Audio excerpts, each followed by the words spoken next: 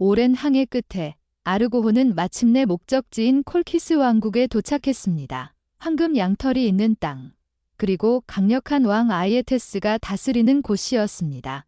영웅들은 배를 강변에 정박시키고 긴장된 마음으로 상륙했습니다.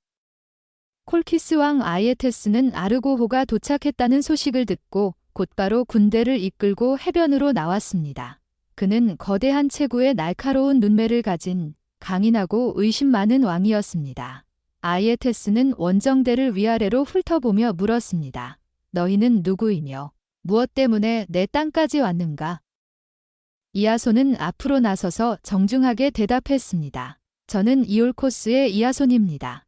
펠리아스 왕의 명령으로 황금 양털을 찾으러 왔습니다. 우리는 그리스의 영웅들로서 해를 끼치려는 것이 아니라 단지 양털을 얻어 돌아가고자 합니다. 아이에테스 왕은 처음에는 표정을 드러내지 않았습니다. 그는 원정대를 자신의 궁전으로 초대해 환대를 베풀었습니다. 풍성한 식사와 포도주를 대접하며 영웅들의 이야기를 들었습니다. 그러나 그의 마음속에서는 강한 적대감과 불신이 커지고 있었습니다. 다음 날 아이에테스 왕은 이아손을 따로 불러 이렇게 말했습니다.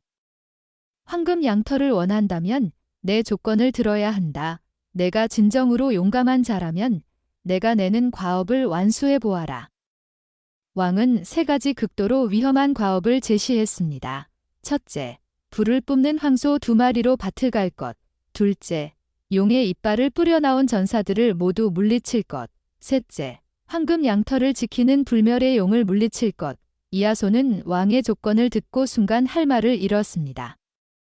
그 과업들은 인간이 감히 해낼 수 없는 거의 죽으라는 선고나 다름없었습니다. 아이에테스 왕은 이아손의 당황한 얼굴을 보며 속으로 만족스러운 미소를 지었습니다. 그는 외국인들이 황금 양털을 가져가는 것을 절대 용납할 생각이 없었습니다. 환대 뒤에 숨겨진 아이에테스 왕의 진짜 마음은 강한 적대와 경계였습니다.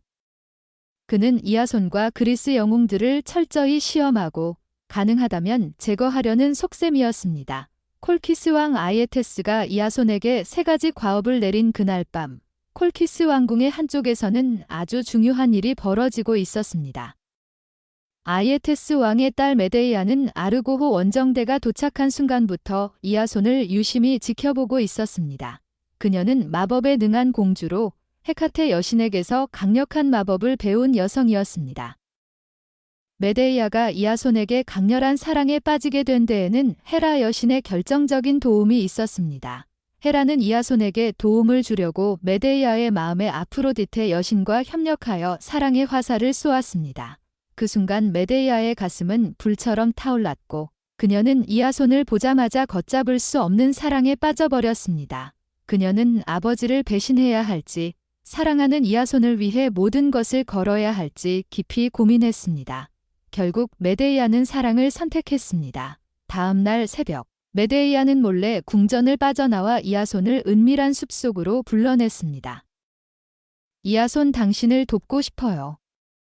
아버지가 내린 3가지 과업은 인간이 해낼 수 없는 죽음의 시험이에요. 하지만 내가 마법으로 당신을 도와준다면 당신은 살아서 과업을 완수할 수 있어요. 메데이아는 작은 상자에서 특별한 마법 약을 꺼내 이아손에게 건넸습니다. 그 약은 헤카테의 힘을 빌려 만든 것으로 몸에 바르면 하루 동안 불의 열기와 강력한 힘을 견딜 수 있게 해주는 것이었습니다. 그녀는 과업을 성공시키는 구체적인 방법까지 자세히 알려주었습니다. 이아손은 메데이아의 손을 잡고 진심으로 감사를 전했습니다. 이렇게 메데이아는 헤라 여신의 도움으로 이아손에게 사랑에 빠지게 되었고 아버지 아이에테스를 배신하면서까지 마법약과 지혜를 주어 이아손이 과업을 성공할 수 있도록 결정적인 도움을 주었습니다. 메데이아의 마법약을 받은 다음 날, 이아손은 아이에테스 왕이 내린 3가지 죽음의 과업을 수행하기 위해 나섰습니다. 콜키스 왕국 전체가 이 광경을 지켜보고 있었습니다. 첫 번째 과업은 불을 뿜는 황소 2마리로 밭을 갈아야 했습니다. 아이에테스 왕은 불을 뿜는 2마리의 거대한 황소를 끌고 나왔습니다. 그 황소들은 코와 입에서 불꽃을 뿜으며 누구도 가까이 다가갈 수 없었습니다. 이하손은 메데이아가 준 마법약을 온몸에 바르고 황소들에게 다가갔습니다. 약의 힘으로 그의 몸은 불의 열기를 견딜 수 있게 되었습니다. 그는 황소들의 뿔을 힘껏 붙잡고 메데이아가 알려준 대로 황소들의 목에 멍에를 걸었습니다. 황소들은 미친 듯이 날뛰며 불을 뿜었지만 이하손은 흔들림 없이 그들을 제압했습니다. 그리고 마법약의 도움으로 강화된 힘으로 하루 종일 밭을 갈아버렸습니다. 첫 번째 과업이 성공하는 순간 콜키스 사람들은 경악했습니다. 그리고 이어진 두 번째 과업은 더 위험했습니다. 이하손은 용의 이빨을 땅에 뿌렸습니다. 그러자 땅이 갈라지며 수많은 무장 전사들이 솟아올랐습니다. 그들은 곧바로 이하손을 향해 창을 겨누고 달려들었습니다. 이하손은 메데이아가 가르쳐준 대로 큰 돌을 힘껏 던졌습니다. 돌이 전사들 사이에 떨어지자 그들은 서로가 적인 줄 알고 난투를 벌이기 시작했습니다. 전사들은 서로를 죽이며 자멸했고 이하손은 그 혼란 속에서 살아남아 모든 전사들을 물리쳤습니다. 마지막 과업은 황금 양털을 지키는 불멸의 용이었습니다. 그 용은 밤낮 없이 잠들지 않고 황금 양털을 지키고 있었습니다. 메데이아는 이하손에게 미리 마법약을 하나 더 주며 말했습니다. 이 약을 용의 눈에 뿌리면 용이 잠들 것입니다. 이하손은 용에게 다가가 메데이아의 마법약을 용의 눈과 코에 뿌렸습니다. 용은 거대한 몸을 뒤틀며 저항했지만 곧 눈이 감기며 깊은 잠에 빠졌습니다. 이하손은 용이 잠든 틈을 타 황금 양털이 걸린 신성한 떡갈람으로 올라가 마침내 황금 양털을 손에 넣었습니다. 황금 양털이 이하손의 손에 들린 순간 콜키스 왕국 전체가 술렁였습니다. 아이에테스 왕은 분노와 충격으로 얼굴이 일그러졌습니다. 그는 이하손이 세 가지 과업을 모두 성공한 것을 믿을 수 없었습니다. 이하손은 황금 양털을 들고 아르고호로 돌아왔습니다. 원정대 전체가 환호성을 지르며 그를 맞이했습니다. 메데이아는 자신의 배신을 아버지가 알았고 이제 되돌릴 수 없다는 사실을 깨달았습니다. 그녀는 밤이 깊어지자 몰래 궁전을 빠져나와 아르고호로 가서 이하손을 만났습니다. 아버지가 군대를 동원해 당신들을 죽이려 하고 있어요. 나도 이미 아버지를 배신했으니 함께 도망쳐야 해요. 당신과 함께 가지 않으면 나는 죽을 것입니다. 이하손은 메데이아의 손을 잡고 결의에 찬 목소리로 대답했습니다. 당신이 우리를 도와준 은혜를 잊지 않았습니다. 함께 갑시다. 당신을 지키겠습니다. 그녀는 동생 압시르토스를 데리고 아르고호로 올라탔습니다. 그리고 아이에테스의 군대가 추격해 오기 전에 아르고호를 출발시켰습니다. 아르고호는 콜키스 왕국의 주요 강인 파시스 강을 따라 빠르게 내려갔습니다. 강을 따라 내려가면 곧 바다로 나갈 수 있었습니다. 그러나 추격은 매우 빠르게 다가왔습니다. 아이에테스의 함대가 파시스 강 어귀까지 추격해 오자 아르고호는 강 안에서 매우 위험한 상황에 처했습니다. 메데이아는 이 위기 상황에서 다시 한번 결단을 내렸습니다. 그녀는 동생 압시르토스를 이용한 극단적인 계책을 이하손에게 제안했습니다. 동생을 죽이세요. 그리고 그의 시신을 토막 내어 강에 뿌리십시오. 그러면 시신을 수습하느라 우리를 쫓을 여력이 없을 것입니다. 이하손은 순간 망설였지만 메데이아의 결의에 압도당해 칼을 들었습니다. 소녀는 비명을 지르며 쓰러졌고 메데이아는 그 광경을 바라보고 있었습니다. 이하손은 압시르토스의 시신을 토막 내어 강에 뿌렸습니다. 아이에테스 왕의 함대가 그 광경을 발견했을 때 왕은 충격과 슬픔으로 몸을 떨었습니다. 멈춰라. 아들의 시신을 모두 주어라. 하나도 빠짐없이 모아라. 콜키스 함대는 압시르토스의 시신을 건져 올리느라 속도를 늦출 수밖에 없었습니다. 그 사이 아르고호는 전속력으로 멀리 도망칠 수 있었습니다. 메데이아는 배 뒤편에 서서 아버지의 함대가 점점 멀어지는 것을 바라보았습니다. 그녀의 얼굴은 슬펐고 눈에서는 눈물이 흘러내리고 있었습니다. 아르고호가 콜키스를 탈출한 후 영웅들은 다나이드 섬 근처에 도착했습니다. 이 섬에는 다나우스의 50명의 딸들, 다나이드 자매가 살고 있었습니다. 그들은 과거 남편 50명을 모두 살해한 죄로 신들의 저주를 받아 영원히 구멍난 항아리에 물을 길어 나르는 벌을 받고 있었습니다. 영웅들은 섬에 잠시 상륙해 그들의 슬픈 이야기를 들었습니다. 다나이드 자매는 지친 모습으로 원정대에게 식량을 조금 나누어 주었지만 그들의 눈빛에는 깊은 절망과 죄책감이 가득했습니다. 아르고호는 오래 머물지 않고 그들의 비극적인 이야기를 가슴에 새긴 채 다시 항해를 이어갔습니다.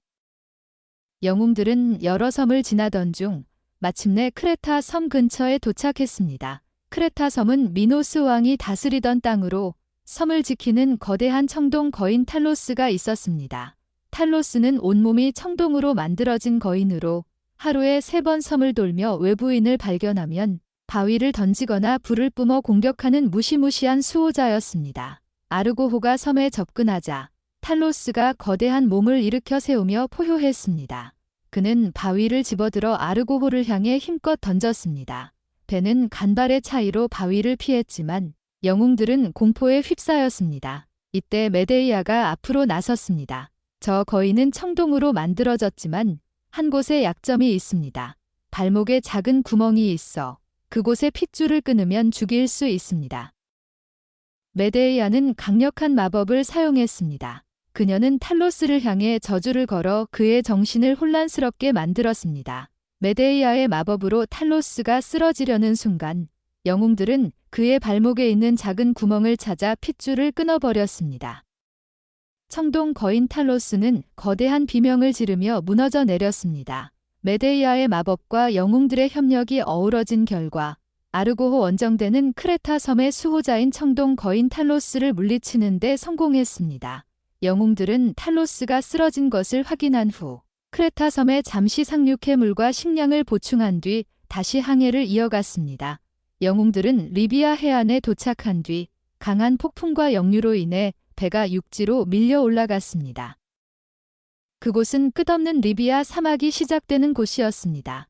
배는 모래 위에 완전히 좌초되어 바다로 되돌아갈 방법이 없었습니다. 물과 식량은 거의 바닥났고 태양은 뜨겁게 내리쬐었습니다. 이아손은 동료들을 모아 결단을 내렸습니다. 이대로 여기서 죽을 수는 없다. 우리는 배를 들어 올려 사막을 건너야 한다. 그렇게 시작된 것은 원정대 역사상 가장 혹독한 고난이었습니다. 50여 명의 영웅들은 아르고호를 어깨에 메고 사막을 건너기 시작했습니다. 청동으로 강화된 배는 무겁기 그지없었습니다. 모래는 발을 삼키고 태양은 살을 태웠습니다. 영웅들은 하루 종일, 때로는 밤까지 배를 메고 걸었습니다. 많은 이들이 쓰러질 듯 하면서도 서로를 부축하며 앞으로 나아갔습니다. 폴룩스와 카스토르 형제는 앞장서서 길을 찾았고 오르페우스는 지친 동료들을 위해 노래를 불러 힘을 주었습니다. 메데이아 역시 고통을 참으며 함께 걸었습니다. 그들은 사막 한가운데서 트리토니스 호수를 발견했습니다. 그곳에서 잠시 쉬며 물을 마시고 힘을 되찾은 뒤 다시 배를 메고 이동을 재개했습니다. 이 고난은 무려 9일 동안 계속되었습니다. 영웅들은 배를 메고 사막을 가로지르는 동안 자신들의 한계와 동료에 대한 믿음을 다시 한번 확인했습니다. 마침내 10일째 되는 날, 그들은 다시 바다를 발견해 배를 띄웠습니다. 리비아 사막에서의 이 고난은 아르고호 원정대가 겪은 가장 혹독한 육체적, 정신적 시련 중 하나로 남았습니다. 이렇게 수많은 섬을 거쳐 항해하며 마침내 그리스로 돌아왔습니다.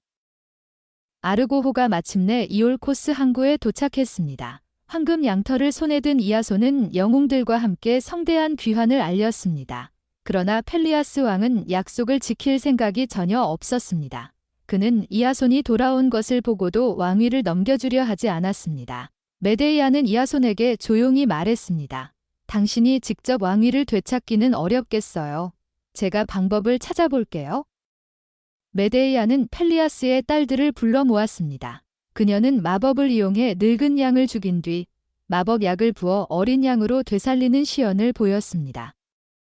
펠리아스의 딸들은 아버지를 젊게 만들 수 있다는 희망에 사로잡혔습니다. 메데이아는 그들에게 말했습니다. 아버지를 젊게 하려면 그를 토막내어 큰 솥에 넣고 마법약을 끓여야 합니다. 펠리아스의 딸들은 메데이아의 말대로 아버지를 죽이고 토막내어 솥에 넣었습니다. 하지만 메데이아는 약을 주지 않았고 펠리아스는 결국 죽고 말았습니다. 이것이 메데이아의 복수이자 이아손을 위한 계략이었습니다. 펠리아스가 죽고 이아손은 이올코스의 왕위를 차지할 일만 남았다 생각했지만 펠리아스의 아들 아카스토스가 아버지의 죽음에 대한 복수로 반란을 일으켜 이아손과 메데이아는 이올코스에서 쫓겨나 코린토스로 망명하였습니다. 코린토스 왕 크레오는 그들을 받아들였고 이아손과 메데이아는 그곳에서 새로운 삶을 시작했습니다. 그 후 메데이아는 이아손과의 사이에 두 아들을 낳았습니다. 이아손은 코린토스에서 안정된 삶을 살고 있었지만 왕위에 대한 야망과 정치적 이익 때문에 코린토스 왕의 딸 글라오케와 결혼하려는 계획을 세우기 시작했습니다. 어느 날 이아손은 메데이아에게 아이들에게 더 좋은 미래를 주고 싶다이며 글라오케와 결혼 계획을 이야기했습니다. 이아손은 아이들을 위한 결혼이라고 변명하지만 메데이아는 그것을 철저한 배신으로 받아들입니다. 메데이아는 남편의 배신에 깊은 절망과 분노에 휩싸였습니다. 이아손이 글라오케와의 결혼을 공식 발표한 날 메데이아의 마음은 완전히 무너져 내렸습니다. 그녀는 오랜 시간 동안 복수심을 키워왔고 마침내 처절한 복수를 실행하기로 결심했습니다. 메데이아는 가장 아름답고 화려한 옷과 금으로 장식된 왕관을 준비했습니다. 그녀는 이 선물을 글라오케에게 보내는 결혼 선물이라고 하며 시녀를 통해 전했습니다. 그러나 그 옷과 왕관에는 그녀가 직접 만든 강력한 독이 발라져 있었습니다. 글라오케는 새 신부의 기쁨으로 그 선물을 받아 입었습니다. 옷을 입고 왕관을 쓴 순간 독이 그녀의 피부에 스며들었습니다. 갑자기 불길이 치솟아 그녀의 몸 전체를 태우기 시작했습니다. 글라오케는 비명을 지르며 몸부림쳤지만 불은 꺼지지 않았습니다.